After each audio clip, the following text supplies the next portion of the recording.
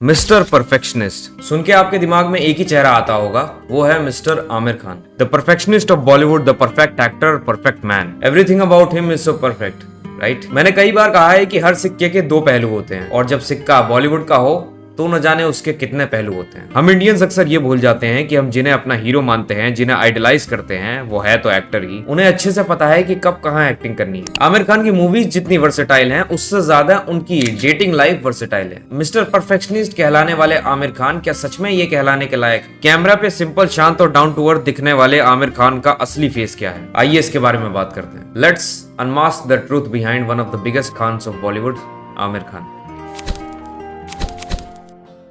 13 March 2025 अपने birthday ewe पे आमिर खान ने मीडिया के साथ एक इंटरेक्शन किया जिसमें उन्होंने एक शॉकिंग रेवलेशन किया। उन्होंने मीडिया और दुनिया के सामने अपनी नेक्स्ट पार्टनर गौरी स्प्रैट को इंट्रोड्यूस किया, जिन्हें वो पिछले 2 सालों से डेट कर रहे थे, मगर ये दोनों एक दूसरे को 25 सालों से जानते हैं। गौरी एक ऐसे परिवार से आती है जहां उनकी मां बेंगलोर में एक सैलून चलाती थी। खुद भी गौरी ने एक सफल करियर बनाया। 2007 से वो बी ब्लंट नाम के एक मुंबई बेस्ड सैलून में पार्टनर और डायरेक्टर के रूप में वो काम कर रही हैं। गौरी की शिक्षा ब्लू माउंटेन स्कूल से हुई है और उन्होंने यूनिवर्सिटी ऑफ आर्ट्स लंदन से FDA स्टाइलिंग और फोटोग्राफी में डिग्री की है। आमिर की तरह गौरी भी ऑलरेडी मैरिड थी और उनका डिवोर्स भी हो चुका है। उस शादी से गौरी को एक 6 साल का बच्चा भी है। गौरी ने आमिर के बारे में बात करते हुए कहा कि I wanted someone who was kind, a gentleman and just caring। अब ये देखते हैं कि आमिर खान कितने बड़े जेंटलमैन हैं। रीना दत्ता जो आमिर खान के पड़ोस में रहती थी, आमिर उन पे फिदा थे। आए दिन उन्हें खिड़की से निहारना, लव लेटर्स लिखना, ये सब आमिर अपने वन साइडेड लव को इजहार करने के लिए किया करते थे। बताया ये भी जाता है कि आमिर ने रीना को अपने प्यार का इजहार करने के लिए खून से लव लेटर्स भी लिखे थे, मगर रीना उन्हें बार बार मना कर देती।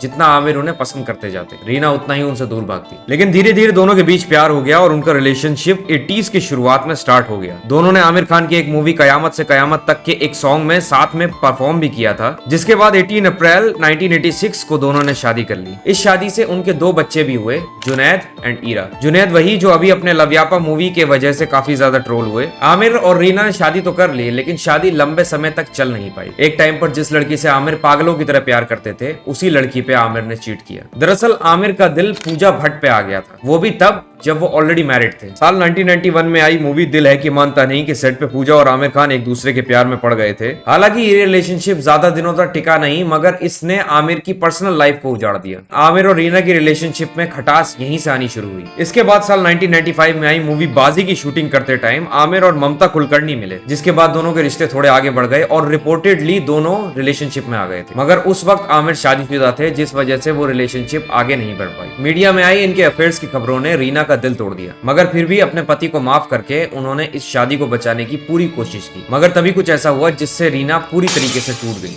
दरअसल हुआ ये कि साल 1998 में आई मूवी गुलाम की शूटिंग के दौरान आमिर खान का नाम एक ब्रिटिश जर्नलिस्ट जेसिका हाइंस के साथ जुड़ा। हाइंस इंडिया में अमिताभ बच्चन की biography the big B Bollywood Bachchan and me पर काम कर रही थी और ये दोनों एक इवेंट पे मिले, जहां से इन दोनों का रिलेशनशिप शुरू हो गया। रिपोर्ट्स के मुताबिक आमिर और जेसिका एक लिव इन रिलेशनशिप में थे जब गुलाम फिल्म बन रही थी। कई रिपोर्ट्स तो ये भी बताते हैं कि आमिर खान ने जेसिका हाइंस को लिव इन रिलेशनशिप के दौरान ही प्रेग्नेंट कर दिया था। मगर जैसे ही आमिर को इस बात की भनक लगी, उनका तुरंत दिमाग घूम गया। आमिर ने हाइंस को कहा कि या तो वो अपना बच्चा अबॉर्ट कर लें या फिर इस रिलेशनशिप को खत्म कर दें। जेसिका ने रिलेशनशिप खत्म करना प्रेफर किया और वो वापस लंदन चली गई। इस लिव इन रिलेशनशिप और प्रेगनेंसी की खबर सबसे पहले पॉपुलर मैगजीन स्टारडस्ट ने छापा था, जिसके बाद ये खबर आग की तरह वायरल हो गई। जिसके बाद रीना का दिल टूट गया और दोनों ने म्यूचुअल कंसेंट के साथ डिवोर्स ले लिया। दिसंबर 2002 में आमिर खान ने डिवोर्स के लिए फाइल किया था और रीना को दोनों बच्चों की कस्टडी मिल गई थी। इस शादी के खत्म होने के कुछ ही दिनों के बाद सन 2003 में हाइंस ने आमिर के बेटे को जन्म दिया, जिसका नाम उन्होंने जान रखा। आमिर ने अपने कॉम्प्लिकेटेड मैरिज के बारे में एक टीवी शो पर बात की थी और बताया था कि उनका डिवोर्स दोनों के लिए काफी ज्यादा ट्रॉमेटिक था। फिर साल 2001 में आई आइकॉनिक मूवी लगान के टाइम आमिर और किरण पहली बार मिले, क्योंकि इस मूवी में किरण राव एक असिस्टेंट डायरेक्टर थी। फिर साल 2004 में आई मूवी स्वदेश में फिर आमिर खान और किरण राव एक बार मिले और तभी इनका रिलेशनशिप शुरू हुआ। फिर रिलेशनशिप में आने के 1 साल बाद आमिर ने किरण से शादी कर लिया। एंड नॉट टू फॉरगेट, जिस टाइम आमिर और किरण डेट कर रहे थे, उस टाइम रिपोर्टेडली जेसिका के पेट में आमिर का बच्चा था, जिससे आमिर ने अबॉर्शन करने के लिए कहकर अपना पीछा छुड़ा लिया और अपनी लाइफ में मूव ऑन कर गए। फिर साल 2011 में किरण और आमिर का एक बेटा हुआ जिसका नाम उन्होंने आजाद रखा। मगर इसके बाद एक बार फिर आमिर खान बोर हो गए और उन्होंने दूसरी लड़की को ढूंढ लिया। वो कोई और नहीं बल्कि उनकी ऑन स्क्रीन डॉटर फातिमा सना शेख हैं। साल 2016 में आई ब्लॉकबस्टर मूवी दंगल में फादर डॉटर का रोल करने के बाद से ही इन दोनों की क्लोजनेस की खबरें बाहर आने लगी थी। आमिर और फातिमा को कई बार अलग अलग प्लेसेस पे एक दूसरे के साथ स्पॉट किया गया है, कभी साथ में पिकबॉल खेलते हुए तो कभी किसी और जगह। कई बार आमिर और फातिमा को एक साथ देखा गया है और ये तो तब हो रहा है जब आमिर ऑलरेडी किरण से मैरिड थे। कहा तो ये भी जाता है कि ये रिलेशनशिप ही वो वजह थी जो आमिर और किरण की डिवोर्स का रीजन बनी। इन सारी कंट्रोवर्सीज के बाद एक और कंट्रोवर्सी है जिसने आमिर खान की इमेज पे बहुत भारी डेंट लगाया। साल 2008 में फैजल खान जो आमिर खान के भाई हैं, उन्होंने अपने भाई आमिर खान पर उन्हें किडनैप करने और अपने घर में बंद करने का इल्जाम लगाया था। हिंदुस्तान टाइम्स को दिए एक पुराने इंटरव्यू में उन्होंने ये बताया कि आमिर खान उन्हें अनवांटेड ड्रग्स देते थे। फैजल ने कहा था कि सच तो ये है कि मैं कभी बीमार नहीं था, जो कुछ भी कहा गया वो बस स्पेकुलेशंस थी जो मेरे बड़े भाई आमिर खान और दूसरे फैमिली मेंबर्स ने फैलाई थी। असल में मुझे किडनैप किया गया था, मुझे घर में बंद करके रखा गया था